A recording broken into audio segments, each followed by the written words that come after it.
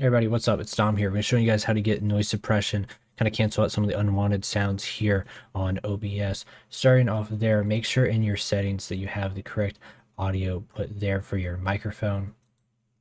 What can we do here? We can see our mic is speaking there. We go to this little wheel here, and then we go down to our filters. You can see that I already have the noise suppression there, but if I don't have it enabled, so let's go here and let's get rid of it.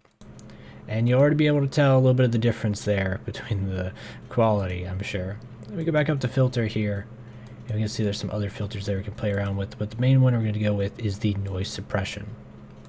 Hit OK there.